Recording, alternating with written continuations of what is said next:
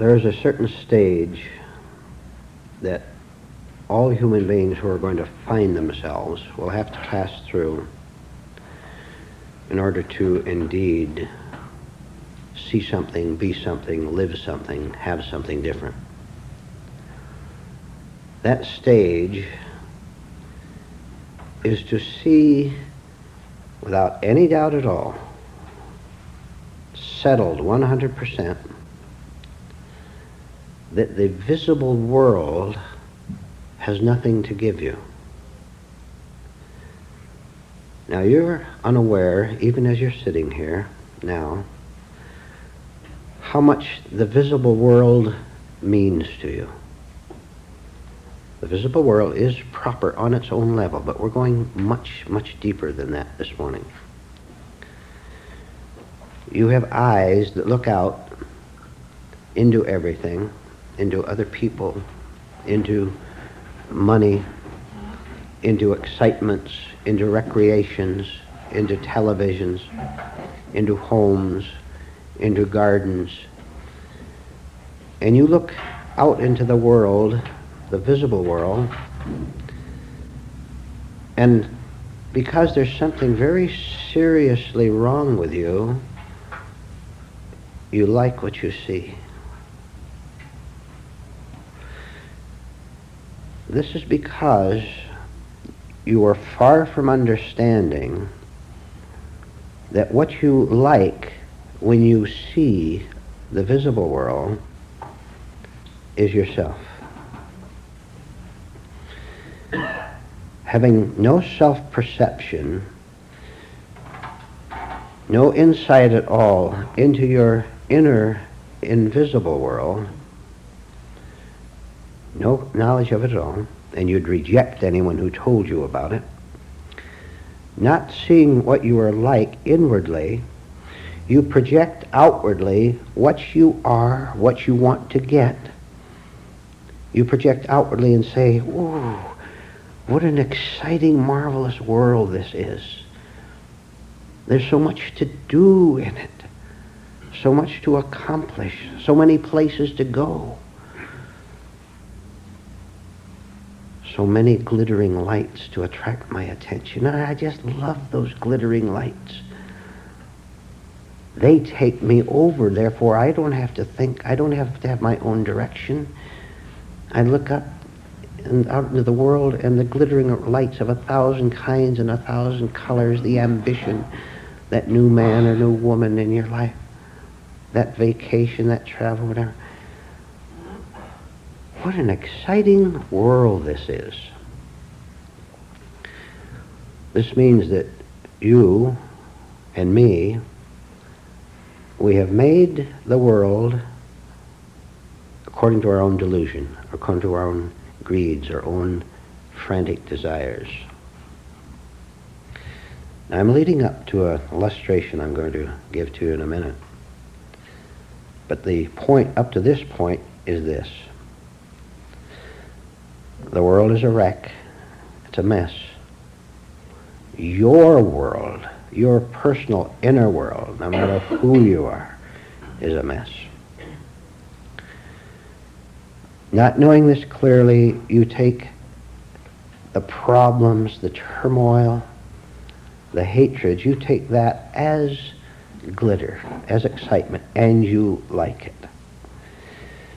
Any man or any woman born into this world who goes no further than enjoyment and anticipation of the glittering lights, both inside and outside, any man or woman who goes no further than the petty, infantile enjoyment of it would never be interested in what we're talking about in these classes.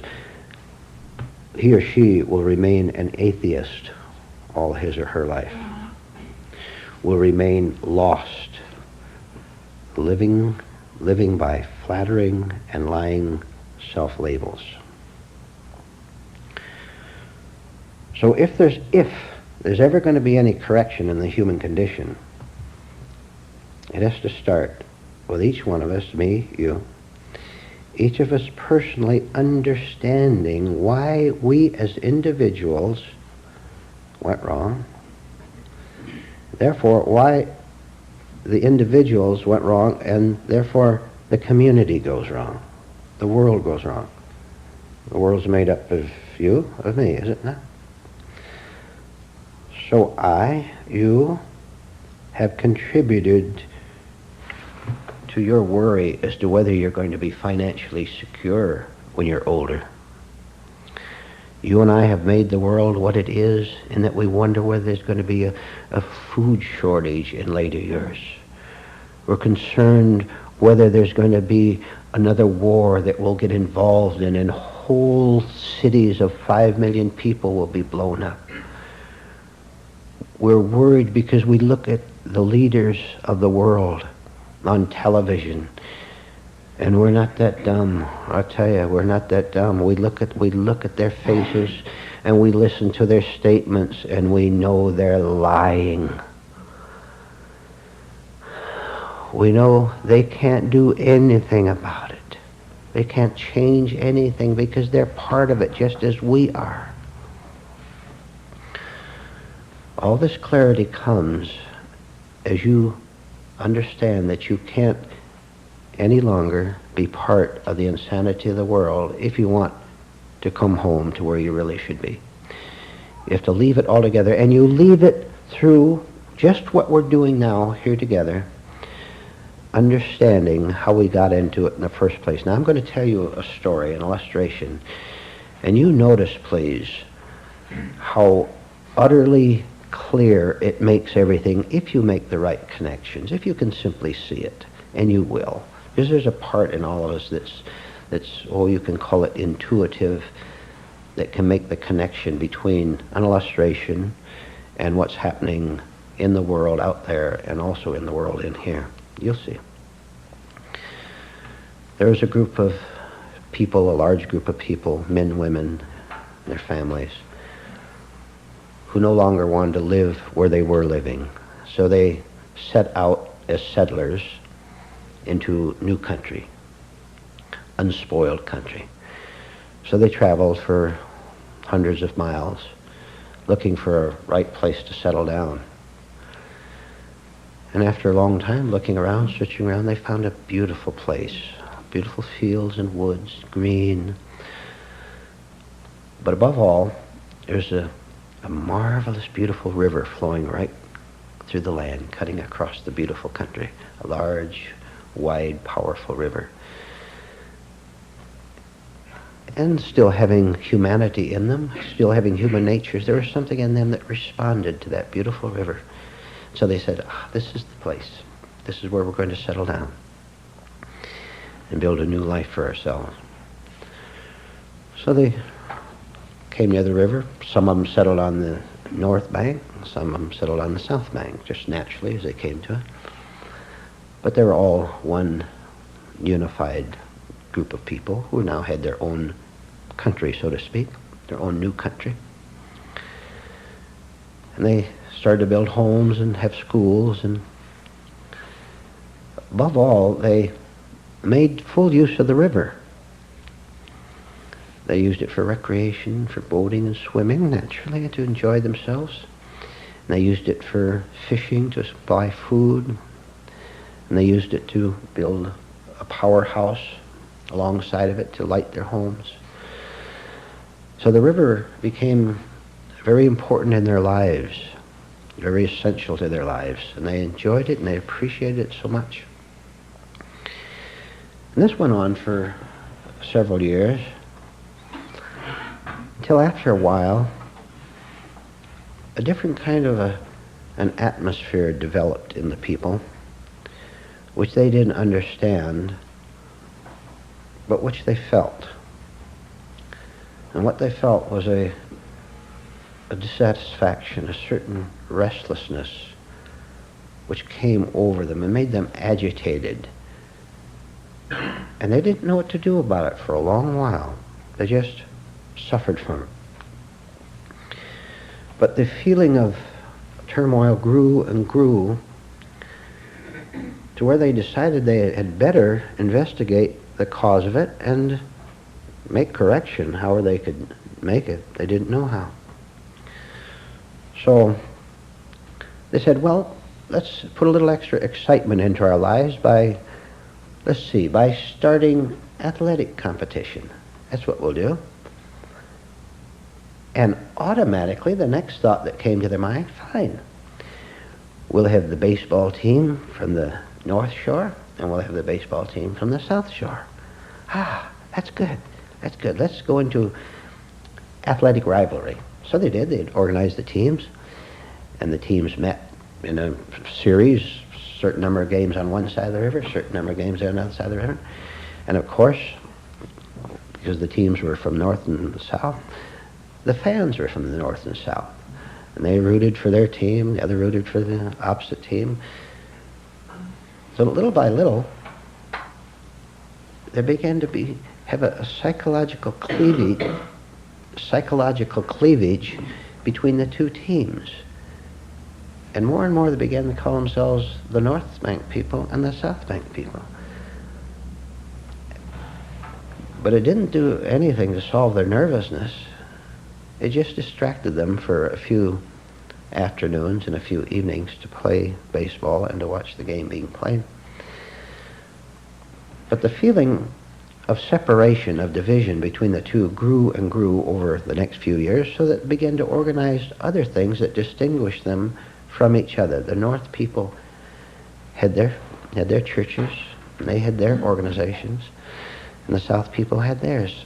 So gradually, a person depended on the side of the river they lived on, called themselves the North Bank people or the South Bank people. And even though they had given themselves definite identities now, new identities, so they thought, the pain persisted. The anxiety persisted, which they didn't understand at all, but which they said, we had better do something about this. So another idea came to them. They decided that each side of the river would appoint 10 representatives, and they would come together and they would meet, 10 from the north, 10 from the south, 20 men and women getting together in a committee to talk over this problem, this strange problem of unhappiness. They couldn't understand. We're in a nice place. Look at this beautiful country we've come to. But there's something wrong with us in spite of the natural beauty of the country. So the 20 of them came together and had a long discussion. They brought their briefcases and their notes. And for several days' conference, they tried to decide what to do. And the usual suggestions were made that, well, maybe the people should be more religious, or maybe we should set up psychological clinics, or more playgrounds, or more libraries, planned recreation, for example. But nothing seemed to work. Nothing seemed to be the solution. Finally, during the discussion of the 20 authorities, one of the men from the north side said, I think I've got it. Gentlemen, ladies and gentlemen, because you can't leave the ladies out anymore, or they feel left out. Ladies and gentlemen, I think I have the solution. May I have the floor for a few minutes? Yes, sir, go right ahead. So he stood up alongside the long table there, and he said, this is it. I've got it. There's something wrong with the river. The river is flowing too fast. Solution, gentlemen, ladies and gentlemen. The solution, we've got to slow down the pace of the river. Well, the other 19, well, at least it was an original idea. They didn't have any better ideas. Change the pace of the river, speed it up. And he immediately gave how you could do that. You could put electric fans over the water and get the river going faster. You could kick it a little bit. You do all sorts of things to make the river flow faster, and maybe our lives would flow faster, whatever that means, more excitedly anyway. And they get real excited about it. That's a tremendous idea. We'll form new bureaucracies, of course, with high salaries and increasing employees every year, of course, because it's very important, we all agree on that now, to keep the river going real fast, faster than it normally goes. And of course, all employees will get 4-week vacation. automatic anti-inflation increases, vacations, sick leaves, the whole package of benefits. And we could organize into pressure groups called labor unions. Sounds pretty good. Well, so it moved along real fast, and they were just about to conclude the meeting, and everyone was just about to rush out with equipment to get the river running faster, which was the suggestion of the man from the north side. When a man from the south side said, wait a minute. I've got a better idea. You said that the river must be speeded up. Us people on the south shore say the river must be slowed down. And they all looked stunned for a minute. Speed it up, slow it down. Obviously, we can't do both. Well, which should it be, speed it up or slow it down in order to make us happier, in order to get things going in our lives? That's a marvelous phrase, get things going. What does that mean? You don't have to explain it, just say it. Get things going. See? So right in the middle of the discussion, all the people from the North Shore got up and sat on one side of the table. They were all mingled before. The North Shore people got up on one side and the South Shore people got up on the other side. And they started shaking their fists at each other. And they started arguing and fighting. Speed up the river. That's the way to make us happy. Slow down the river. You must be mad to say speed up. You've got to slow it down. So they had a big fight. And both sides angrily walked out of the conference room. This was nighttime. Guess what happened the next morning? If you had been there and you had observed both sides of the river at once, you would have seen an interesting and insane sight. You would have seen two different colored flags go up on each side of the banks of the river, on each side of the river. Overnight, both sides had proclaimed their independence of the other side, and they all looked angrily and suspiciously across the shore to the other people on the other side. And they set up machine gun emplacements, and they set up spy towers and looked fearful at each other, and yet with a strange excitement. But both were true to their philosophy. So the one side did indeed set up all sorts of machines and gadgets and propaganda. They put up big signs one side, the river must go swifter so our life can do likewise. Sounds pretty good. Don't never explain, just say it. And the opposite side put up, the river must slow down, and they put up big boulders out in the river and put a bank out there to slow the river down.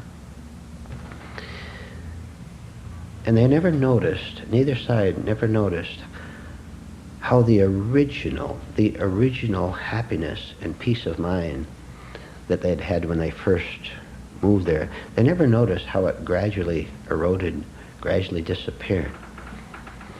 Another thing they didn't notice, because they never bothered to investigate, because they were too busy happily hating each other and glaring at each other across the river.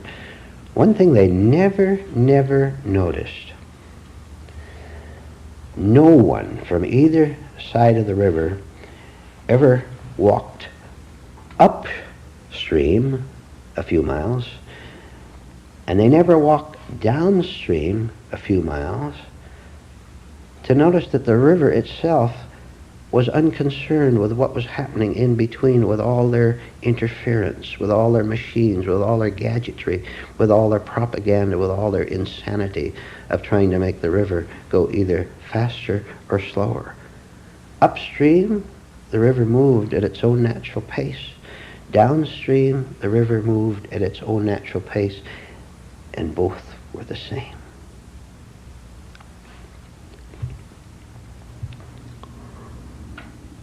Life is the river. The intellect, which always divides itself into opposites, into north and south, into make the river go faster or slower. The intellect of an unawakened human being, of a person who doesn't understand human nature and life itself. The intellect divides into two always. Look, haven't I given you now, will you agree that I've given you in summary form the whole horror history of human life on earth?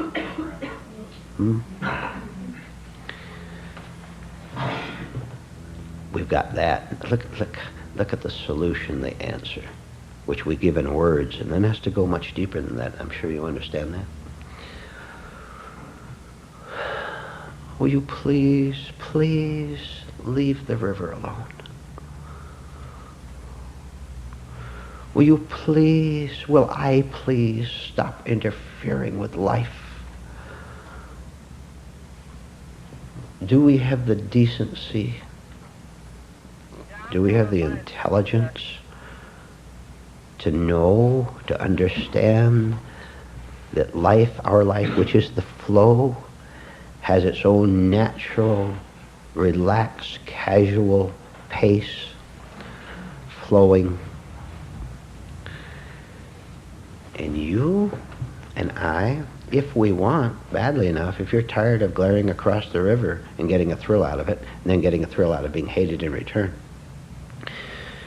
you and I can make a little exploration for ourselves. We can walk away from this split personality in ourselves and out there too. Walk away from it and see with our very own eyes, our spiritual eyes, our psychological insight. See, first of all, what has happened inside both those new countries, and see that we have been a citizen of one side or the other, and it doesn't make any difference. They're both equally insane. We have understood how and where we went wrong. We went wrong because we simply don't understand what it means to be right. But now we became interested in seeing what was right and investigated it. Now this is the order, the proper order. First, I have to see indeed that we have been a part of the insanity of insisting that we improve on God. I'll use that word. That we improve on truth, that we improve on reality, whatever it means, by trying to make it go faster, or trying to make it go slower, trying to change things, trying to alter things for my personal benefit. It's never going to work, and it never has. It's all pure insanity arising from a lack of understanding of how our egotism wants to be the center of everything. As the self-glorified self begins to fade with the understanding of what you've heard this morning, there then, after seeing it, after living right in the middle of one of those two countries, after comprehending it, a certain urge which does not come from either country, a certain urge will arise in you to begin to see how the river was before the madmen tried to change it. One upstream, a little bit upstream, trying to make it go faster, and the people below it trying to make it go slower, both equally mad. But now I have the urge to go beyond both of these opposites to see how it flows all by itself without any interference from the human mind. That urge will take you out of the center of your own present psychological country.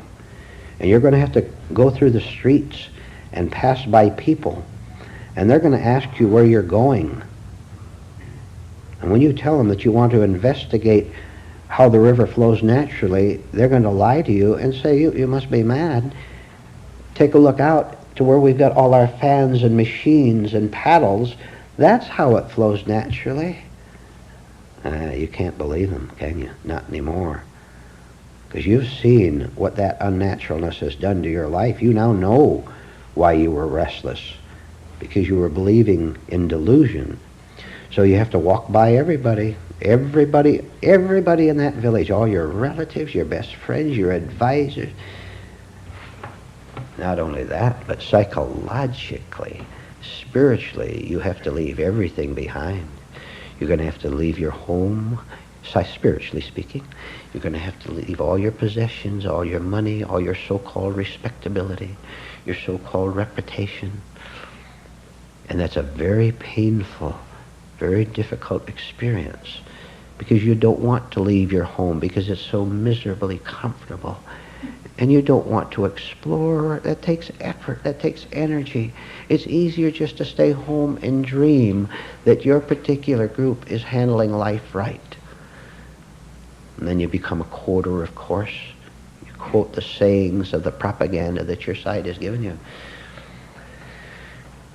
If you'll permit the urge, and this is where your part comes in, you have to give permission, inner permission, and all by yourself, permission to the urge for exploration to grow stronger and stronger.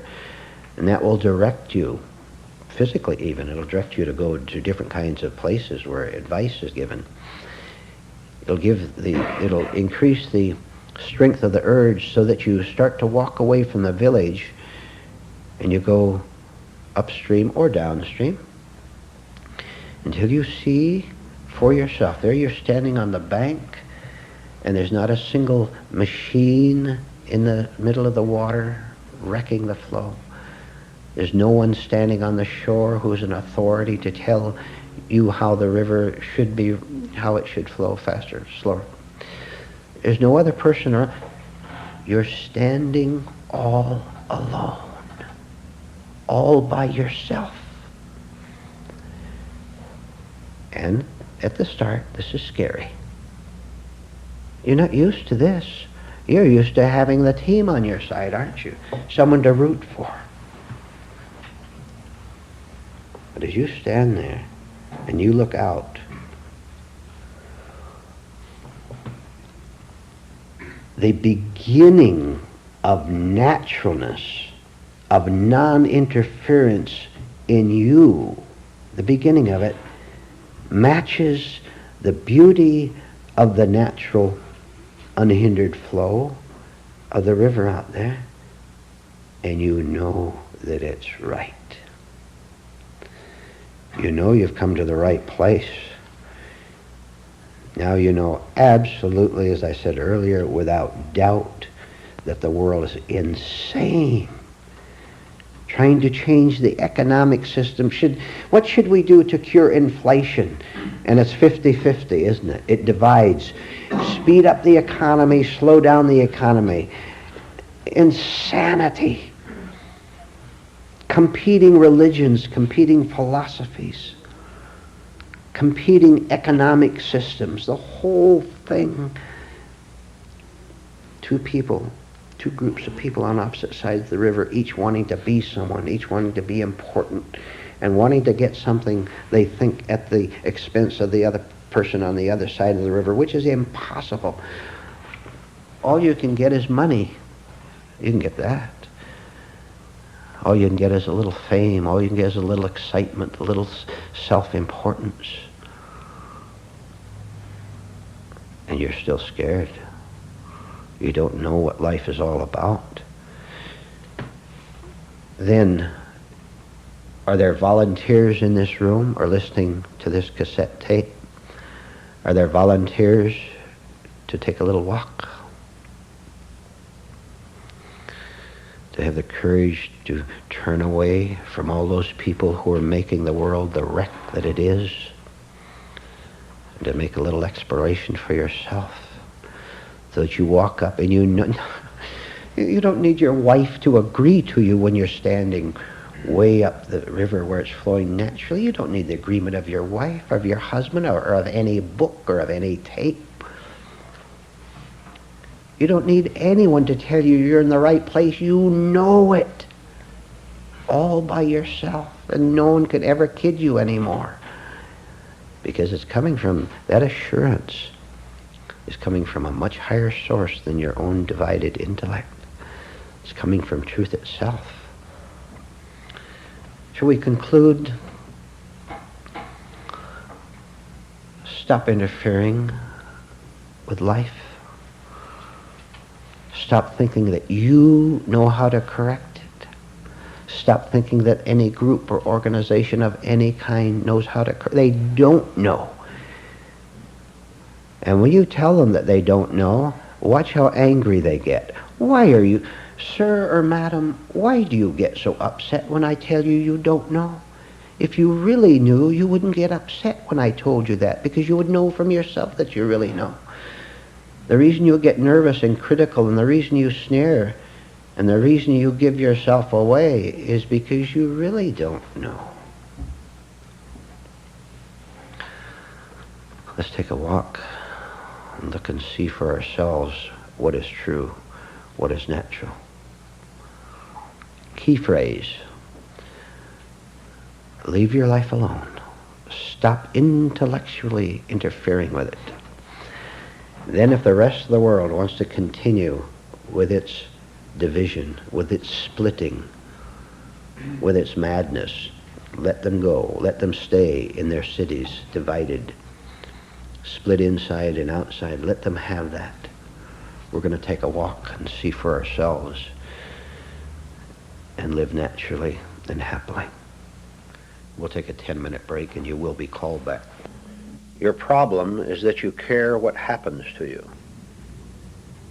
Now you nod your heads and agree that you understand that you care what happens to you.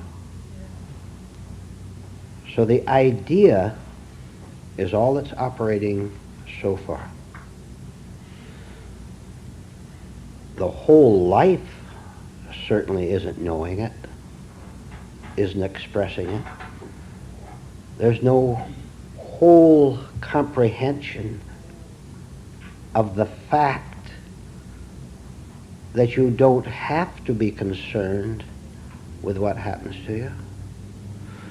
Oh, what a beautiful thought just went out into the room. I don't have to be concerned with myself. Oh, that's marvelous. Wouldn't it be better if you lived it, if you saw it so deeply that your daily thoughts and your actions and your motives were different? Where you lived as if you understood what it means, because you do. So that you can look out into the world, no matter what the world does, whatever comes to you or what doesn't come to you, you do indeed know that beautiful phrase that all is well. Because it can't be any other way. It can't be any other way to a person who is really rooted, who's founded, whose base is the self-knowledge that he has only one single existence, one single eternal existence, which he knows wordlessly. There's no connection at all. There is no connection at all between his spirit and between that incident that happened an hour ago, or that world-shaking events that are happening all around him. He looks at it and he knows, she knows, that they're not a part of him. Therefore, how can they shake them? You shake and you tremble and you look for help somewhere, always in the wrong direction, of course, because you have no certainty in yourself. Boy, girl, can you talk good philosophy? You've got all the answers, haven't you, No one can catch you without an answer, whether it's religion or philosophy or about how to live your life. Way deep buried inside of you is the terrible thing. And that terrible thing is called a quick answer. The smallest challenge comes to you, you're all alone or with someone else, and up comes the quick answer. Like, talk about lightning. Lightning is slow compared to the response you have when you feel, when you think, when you believe, when you imagine that you're in danger. You've said to yourself, I know what my world is. Oh, I'm so familiar with it, I know every corner of it. Of course you know every corner of it. You know how old you are. You know what you look like in the mirror. You know your past experiences. You know whether you've been married or unmarried or have children or don't have children. You know what all your habits are. You know what you think about. This is my world, and it's a terrible assault on my world that the world makes, the outer world makes on it. I've got to find some way. I don't know what to do, but I've got to find some way to keep myself shielded from, now let's see, 1 to 1,000 points. To keep myself protected from getting hurt, from having my moralities questioned, from anything that seems to threaten the comfortable, uncomfortable way I now live.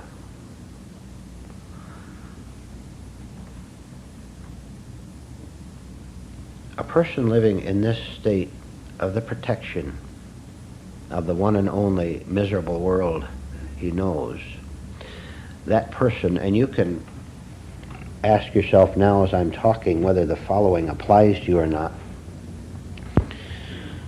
A person who is quite sure that he has his private existence, his private world, that person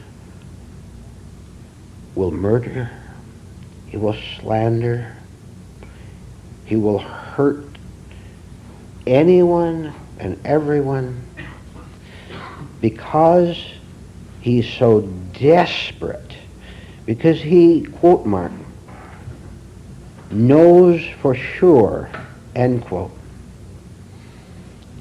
that if the outer world breaks in and attacks his inner world, that he's going to cease to exist. Maybe you can see why there's so much violence outward in the form of crime and war. So much inner violence, hatred, hostility, attacking people, demanding your rights, demanding your ways. Maybe you can now see why. Try to connect the last 2 or 3 thoughts that I've given you. See this. It'll help you so much. It'll help you understand why you cling to self-defense and therefore other offense. Now listen, this is a very key thought.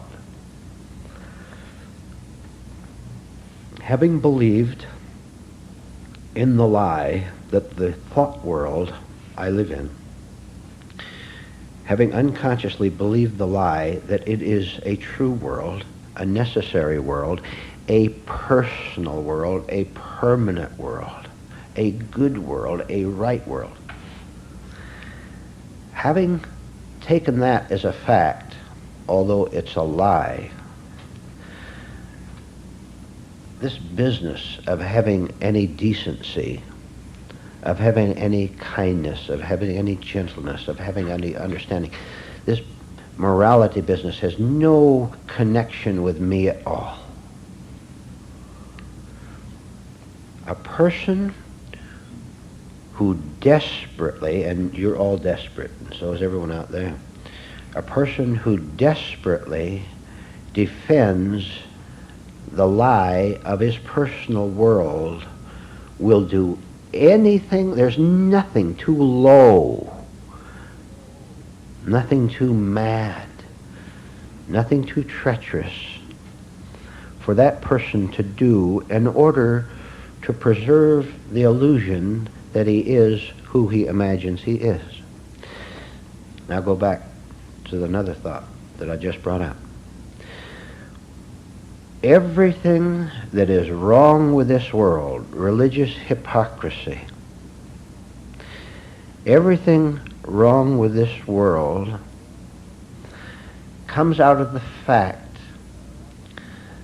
that a person living from delusion takes as real and refuses to investigate its unreality. Therefore, he is forced to kill, to snap at people, to be financially greedy,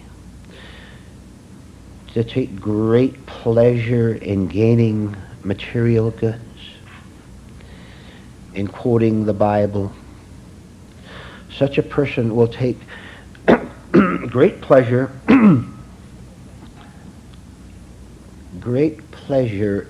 viciously in cutting down, both mentally and physically, anyone who threatens his, quote mark, life. Do you understand this? Do you know why you get angry so much? Do you know why you feel persecuted so much? Do you know why you hide out so much? Do you know why you won't risk anything?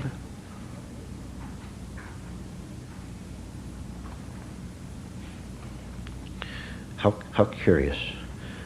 A man, a woman will say, not knowing he says it, of course, delusion is reality, and whatever reality is must be delusion, because my delusion, is what is true and what is a fact, and what it is right for me. And I'll give you evidence, he continues to say,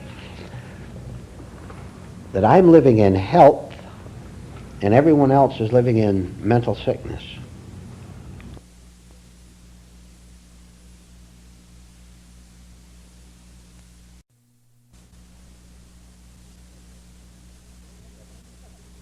Evidence? Look, you want evidence? I'll give you loads of evidence. Wish I had more fingers. I kind of. Am I not physically alive yet? Haven't I preserved my physical life up to this point? Talk about identification. Talk about thinking that you own your own life. But he says this, she says this. Evidence that I am right, that I am not living in this delusion that you talk about, that you're deluded.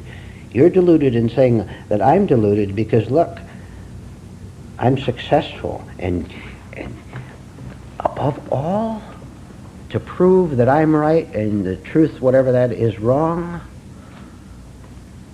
I have secret powers.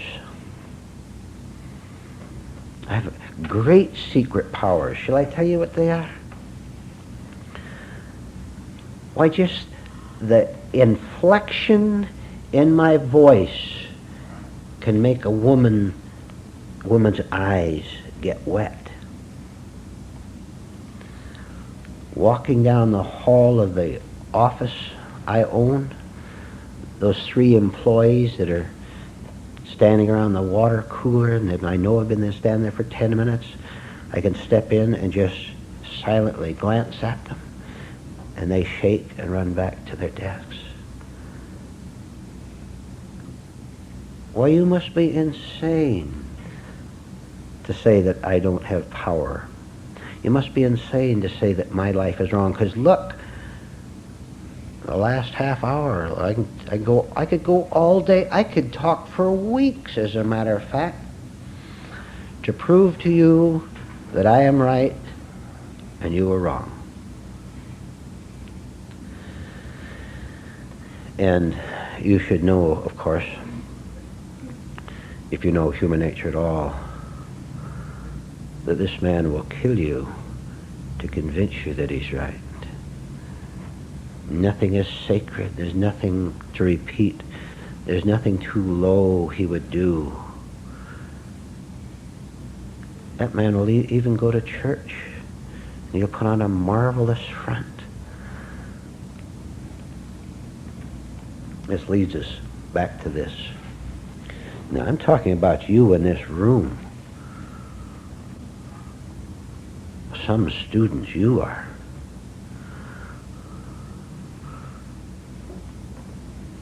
When you won't give up your delusions, when you prefer to snap at people, when you don't know the most elementary lesson of interchange,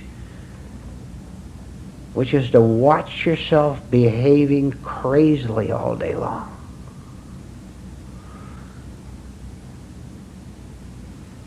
Would you agree with me on the following statement? Would you agree with me that to be afraid of anyone, any other human being, is a sign of insanity? Is that too strong for you? You don't understand that? Well, would you agree then that to fear another human being in any way at all, the boss, wife, husband, that loudmouth teenage daughter or son, would you agree that to be afraid of someone else, okay, we'll make it a little palatable, is a sign of weakness in you?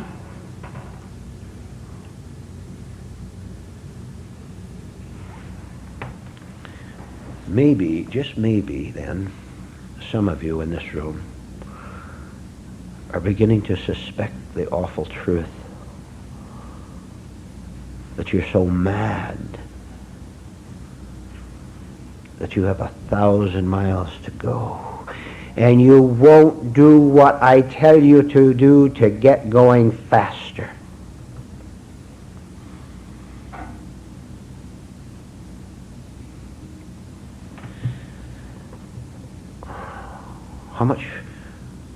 How much will you risk in order to find the great treasure, which is just a word to you so far? You don't, look, please, what do you have now? I keep telling you that. You're constant hoping that you can buy your way out. With what?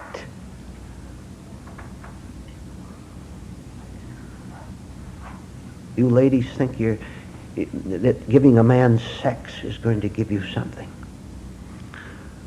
You men think that getting a woman in your home and taking care of her, that's going to give you something. You parents try to buy your children.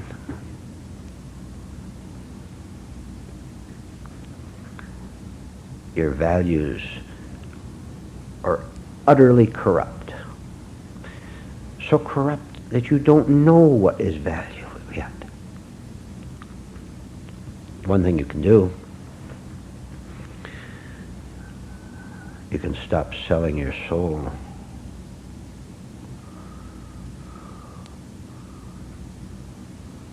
You can stop hoping for a reward from the wrong place.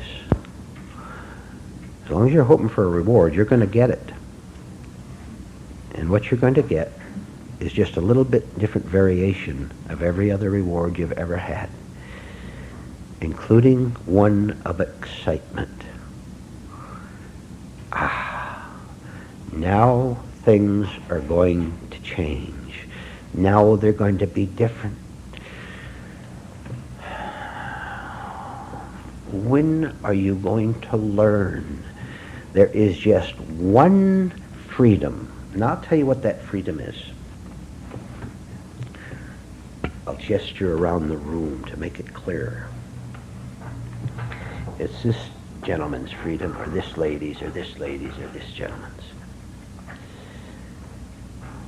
You see, the word individuality has its place, as long as you're using it correctly, consciously. The word personal. I've asked you many times, what is the source of your present shaky happiness? And what would happen to that shaky happiness if its source was taken away? If you lost your employment, you lost your friend, you lost your health, you lost your youthfulness, you lost your security in some kind. See, you're not getting it. I'm telling you, you're not understanding at all what we've been trying to get over to you all these months and years. If you don't have security, I'll rephrase that.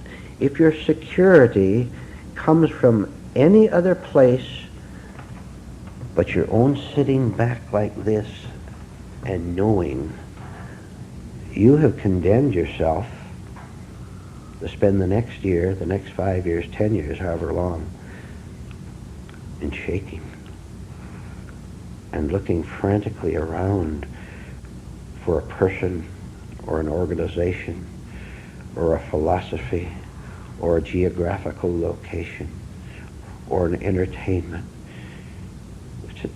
Wouldn't you agree that it's a terrible thing to doom yourself looking for something that doesn't exist?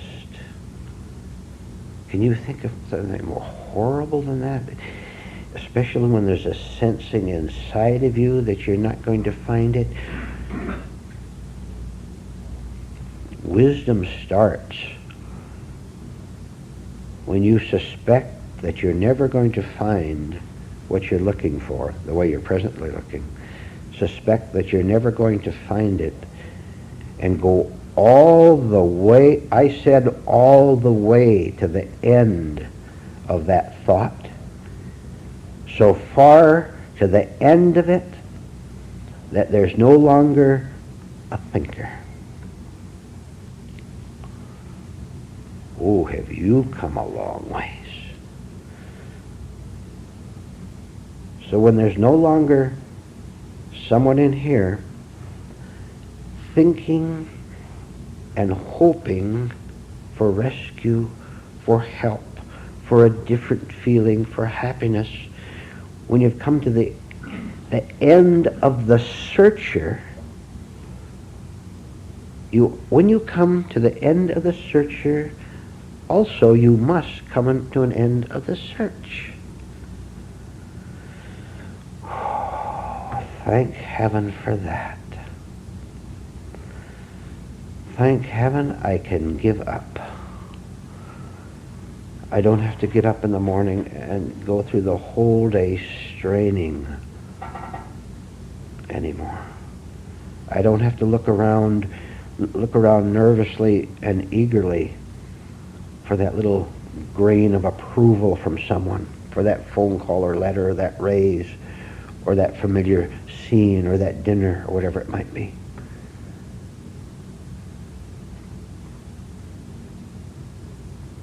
There's no one looking anymore. When you reach this stage, the sunshine will be fully bright. The skies will be clear so that you can see.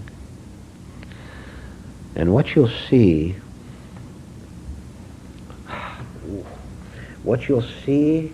is every error you made along the way, and you'll see why you made it. what you'll see, there'll be hundreds of things, but what you'll see principally is this. We covered it 15 minutes ago. I now see the mistake I made. I didn't then, I didn't want to see it, but now I see it. I wouldn't give up thinking that I was who I wanted to think I was. Not having an alternative to my beloved pain, to my beloved self-pictures, not having an alternative, I clung to it because when you told me that there's another life, it didn't make sense. Well, of course it didn't make sense. You talk to a sparrow, a small sparrow who just lives on the ground most of the time. You're talking about flying over the mountains. It doesn't make any sense to him. He can't understand it. You understand quite clearly. One emotion dominated your refusal to give up your imaginary self. You know what that is? It's fear. And out of that came everything else. Hostility, shouting, the greed we talked about. Solution. All right, here's where we are now. I have to do something that I don't understand very well. I have to give up something that I take as real, but which truth says is unreal. I have to give up, in short, everything that makes me me. But who's going to do that? Because you yourself said that me isn't going to give up me. It doesn't even know that it's me. It just lives it out unconsciously. Well, as I told quite a few people Tuesday night, and I think you heard it too, this is where truth enters the picture.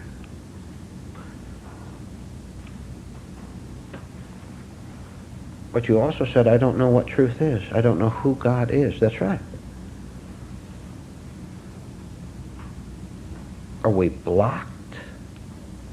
No. There is a part of every one of us in this room who's working. There is a part of understanding that can say, I'll give up. But I understand it. What does that mean? It means that when the next time I try to think my way out, I won't do it. I won't do it because I'm going to catch myself red-handed trying to think my way out of a tough situation, a crisis. I don't have any money. Nobody likes me. The whole world is going wrong. And I used to lose myself in the TV show or in hatred. I used to revive my illusory life with bitterness, with blabbermouthery. Now it was told to me that if I can catch myself trying to recreate my false life every second, if I can catch myself doing that by getting gloomy, by getting revengeful, by packing my mind with exciting thoughts, if I can see myself doing that, which it was said I could do, if I can see myself doing that, then it was also said that the very observation of that will slow it down, and each day then, less and less and less, I will cease to recreate my imaginary self, and therefore, thank heaven, I will cease to recreate all my troubles, inner and outer. Now it makes sense. Something makes a lot of sense to me now. And here's what makes sense to me. I and my griefs are one. Of course. I had a mad mind. I had a mad mind. No. I was a mad mind. Not I had something, that's two. I've got it at last. I and my madness are one. Now I know why I can't change myself. How can insanity cure insanity?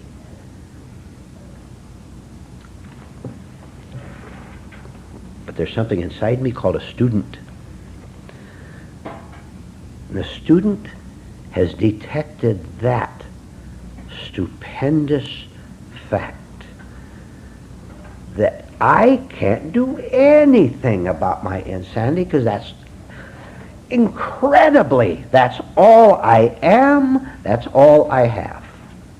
But especially, that's all I am. I am insanity.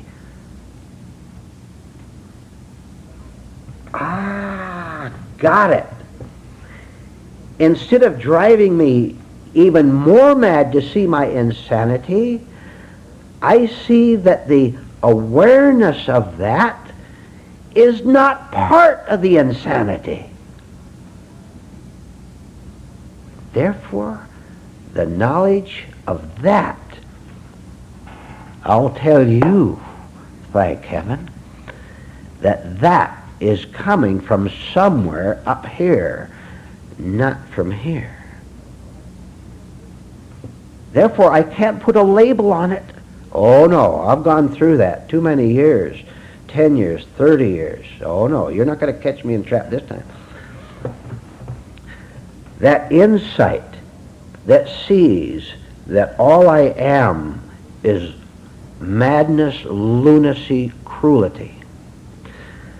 The part that sees that is not going to have my name on it.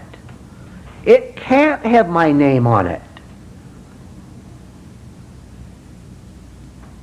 Mental health practitioners put their name on what they call their sanity, and they charge people terrible prices while deceiving them. No, I'm not going into that trap again. I've done it too long. Therefore, there is a part in me that has no name. It doesn't have my name at all. It doesn't have any connection with what I've used to call me at all. It's pure, it's fresh, it's innocent, it's present here right now, and it's clear.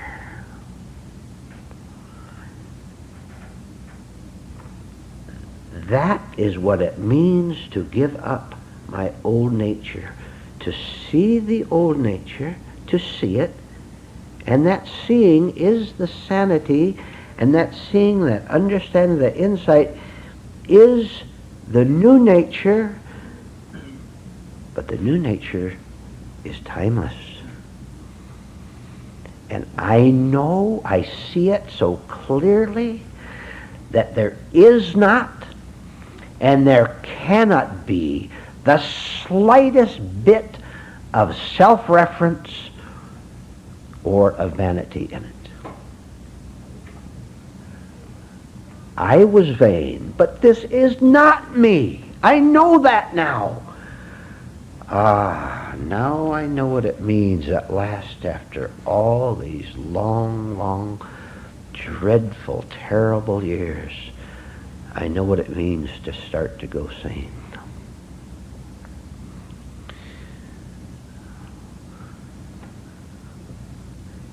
Now I know who to thank.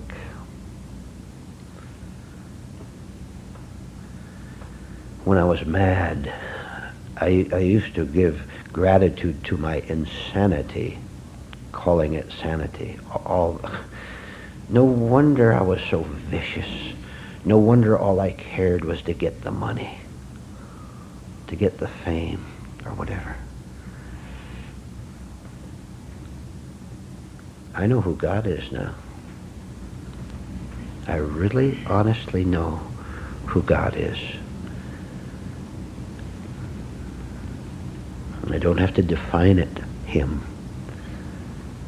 I can see it, but I don't have to define it, because I sit back quietly and without thinking, I know. We'll take a 10-minute break. How do you tell a lost human being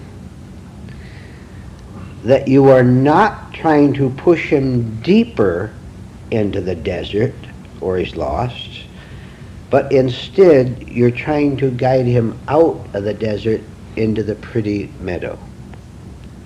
Come on, I need your help.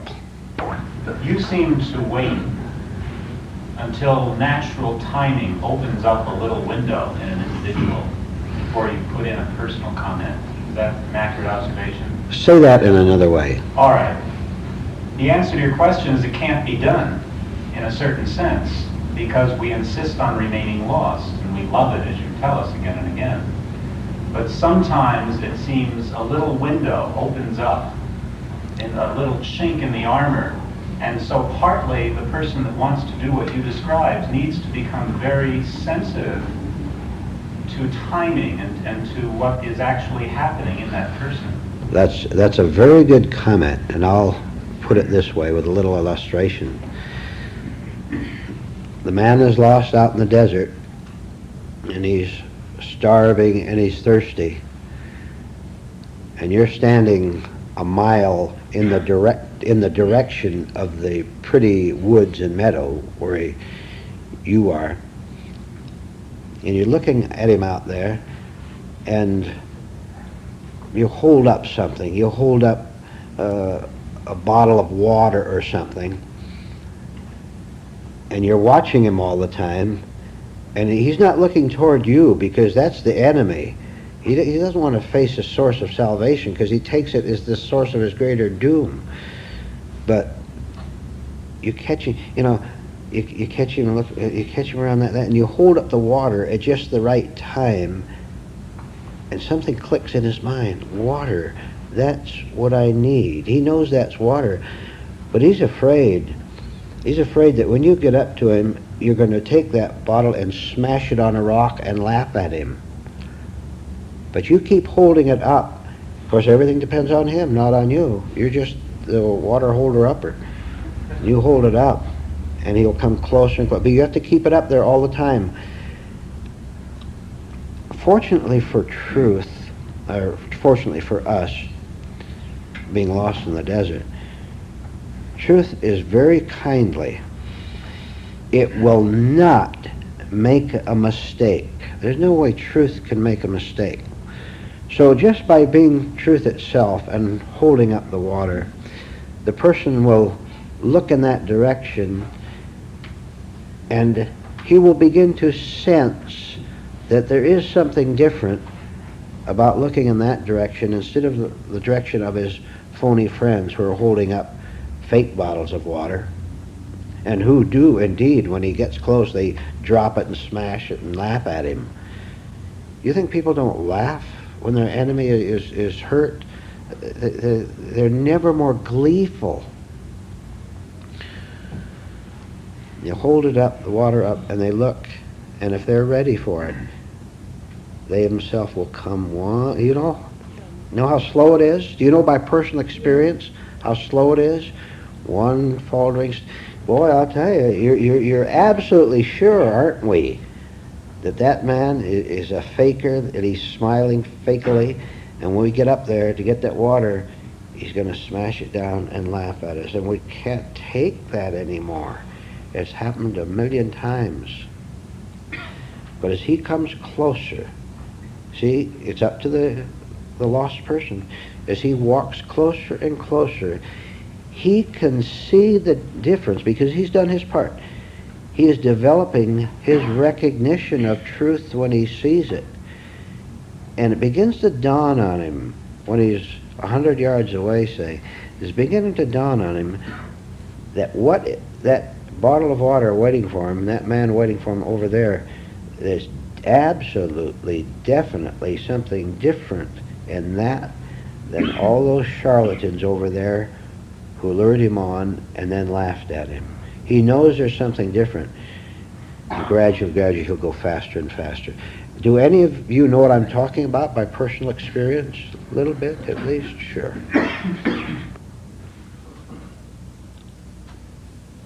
The earth has a big sky-written sign. You know, airplane goes around writing, what do you call them, sky signs or something.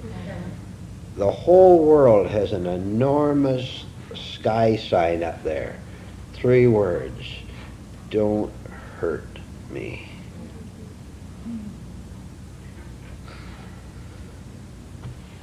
If you're going to continue to live in the world you're in, you're going to get hurt. Your prayer is stupid.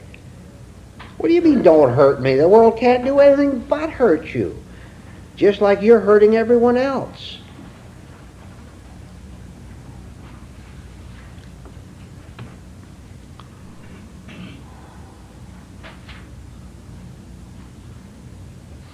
To continue with Bruce's picture, is it possible for us to make holes in our armor for you to poke through? Yeah, you have to do that.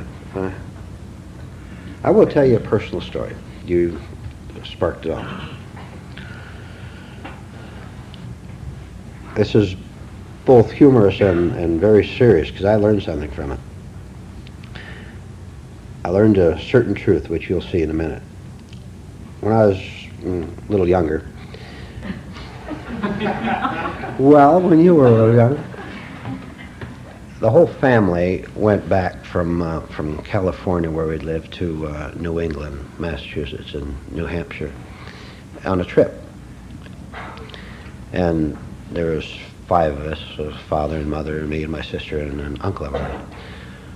So we were driving California through Arizona, New Mexico, Oklahoma, Ohio, and so on. And it suddenly occurred to me for the first time that there is such a thing as states. Missouri, Indiana, Pennsylvania. It was clear because you go along the highway and you Missouri, hey, that's something I saw on a map in school. Hey, it's actually a sign. It's a state. So I saw a great opportunity to be someone. Guess what I was going to be? I was going to be the first person out of those 5 people in the car to go into Ohio.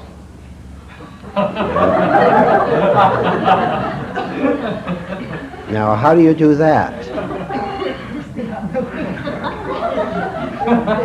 I'll tell you how you get to be the first person of all 5 people in the car to enter Ohio. You get in the front seat of the car and you lean real far. Huh? The old brain was working, hey? So naturally, I'd be the first in. My parents sitting back like that, they're second and third, right? I was somebody. Now, of course, hey, I was the first in Indiana. How do you like that? So that went on for several states, and I got to be pretty important, right? All the time I was watching myself behave like a little idiot, but I was enjoying it. So finally, one night, we were driving at night, and I got sleepy, and so, but I felt as if my reputation of being the first in every state was at stake. And I figured if I went to sleep, I wouldn't know enough to lean forward, see? So I told my mother, I said, or father too, I said, now look, I'm going to fall asleep. And I still want to be the first one into Connecticut. So here's what I want you to do. Push me forward. That's right. You push me forward a little bit so that when we go over the Connecticut line, when I wake up, I'll be the first man in Connecticut. Right? So I fell asleep. The next morning I woke up. Sure enough, they were in Connecticut. And my little paranoid mind began to look at my friend. Did you push me forward? they all sure, real fast. Yes, we sure did. See, now I remember that because even at that age, which by the way was 28,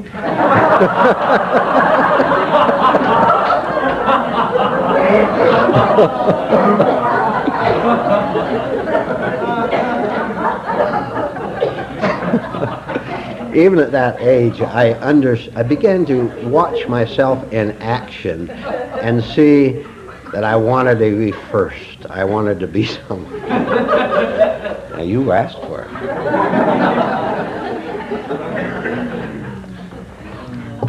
About what age were you really? 12. Just a little boy. About 12, something like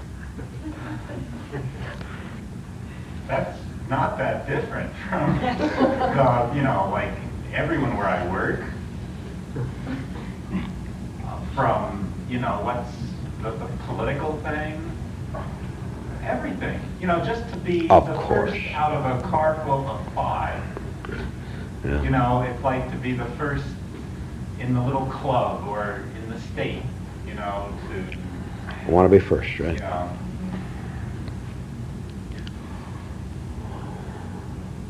I observed some real human pain yesterday. A very young woman who's very well off sat in a distance in a restaurant while I worked. And it was quite crowded in there, and very loudly she talked about herself. And among other things she says, oh, I was so depressed. And then something had to come along to take her out of the depression. It was a fashion show or something. But she couldn't even hear that she was blurring out all her news all over the room. All Yeah, her sure, pain. sure. Yeah.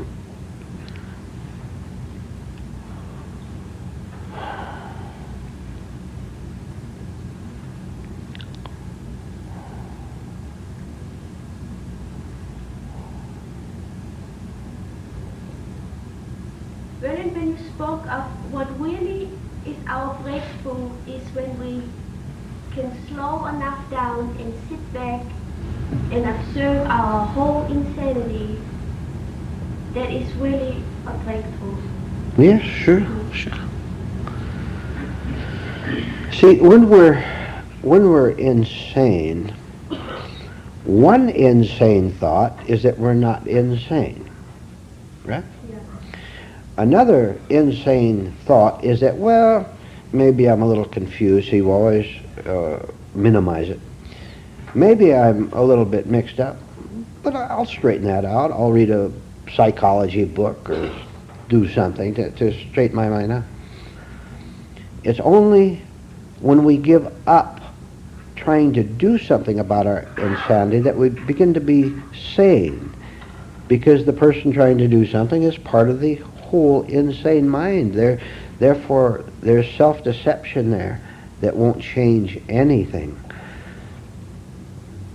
Do you know how much work is involved in this? Do you know how long some of you have been coming to this class and how little you've really changed? You know that, don't you?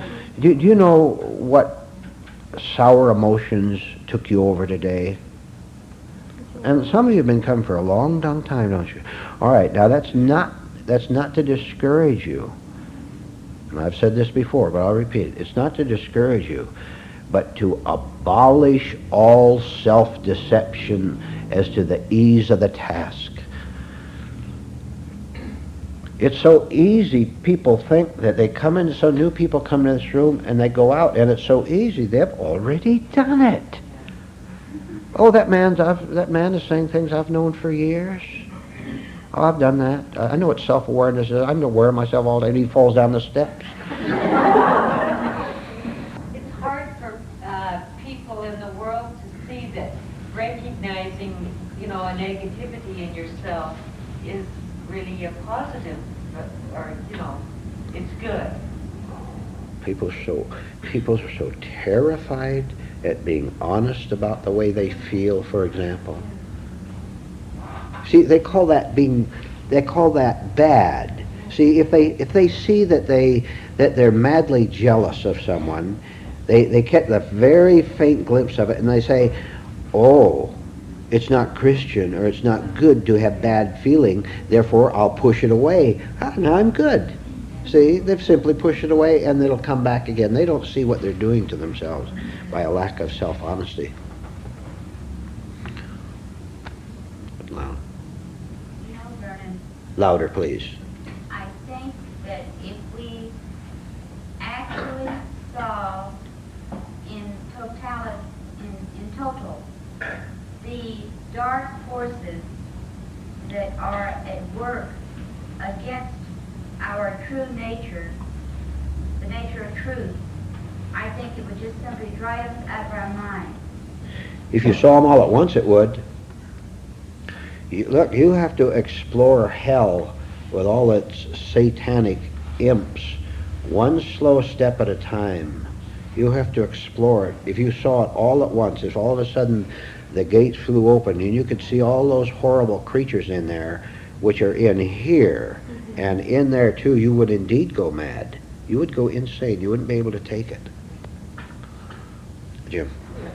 The big problem is that society always is asking the question, all right, what progress are you making? In other words, are you making more money? Are things working better? And when it doesn't go that way, then they say, well, there's nothing there for me. Well, what do you value? What does the world value? You have your values, which is to cease to be mad, to cease to be useless. Aren't we useless when we're mad? And when we're 100% useless, we thought we're terribly useful. We should run for Congress. We're so great, huh? All great people are useless. Politically great, religiously great, like that. Did you have your hand up? Yes, it's like a miracle that we can see our hatred and our tension, our greed, our envy, our jealousy, all these negativities. It's just a miracle that we can see them and question them and not just be them, go on with them. Well, that is indeed a miracle, to even make that progress, to look at it and then do the right thing with it, instead of cover it away or feel ashamed and lie about it. Don't we lie so much about what's going on inside ourselves? Pat. One answer to how to reach us in the wilderness is that whatever small part there is that is right will not leave us alone. It will keep us coming in spite of ourselves. Oh, that's so nice, yeah. And after a while, you get to see what Pat said with a greater intensity. If any of us really had to save ourselves, we'd be lost forever. It just can't be done. How can the devil cast out the devil? He isn't going to cast out the devil. He's going to embrace the devil. Devils love each other. Will all of you please be happy and cheerful and wake up and be spirited instead of sitting here and muttering? I see you like that, you know. I tell you a truth. There's no law in this room against you being cheerful. Now let's see everybody be cheerful. Try. I see some strained faces out there. I know why you can't be cheerful. You believe in yourself. No wonder you're gloomy. Cheerfulness is spontaneous, it's automatic, it's easy when you know who you are. When you really know who you are, and it isn't you. We almost drive ourselves, well, we do drive ourselves crazy in frustration. Look what's happening. Have you ever, any of you gone crazy with frustration? We all have, haven't we? And at the time we're in this insane frustration, first of all, there is this peculiar, weird love for the state. You know, just being angry. And a terrible, actual pain, suffering. But worst of all, look, I want to run somewhere and reach a goal. I want to run down a hall and reach the lunchroom. That's my desire. And I don't want anyone to frustrate me. I want to run down the hall of that building into the lunchroom. And I get to the door, and it looks like a lunchroom door, but when I get there and I run toward it, it turns into a steel wall. And I run right into it and bash myself against it and collapse right in front of it. And I'm angry and miserable. What happened? I go back again, and I look in my mind's eye. It looks like swinging doors, you know, like they sometimes. All I have to do is run, and the doors will open. The little lattice doors, or you push them in, and you get inside. And I run down there. But when I reach there, right in front of me, 1 inch away, it turns into a steel wall again. I smash into it. Hurt my. I do this a dozen times. Can you see why we're fit for the lunatic asylum? Because I can't figure it out. And I'm quite sure that every devil and every demon on earth is dedicated solely to persecuting me. And you know that that's a fact? That's a fact. They are. But my madness consists of what can I do except go insane with being frustrated. Now you connect it. What do you want? All that money? What did you want? A nice marriage? What did you want that you didn't get? And right in front of you, you smashed it and you went insane with rage. And if you'd had a hammer, you would have hit somebody.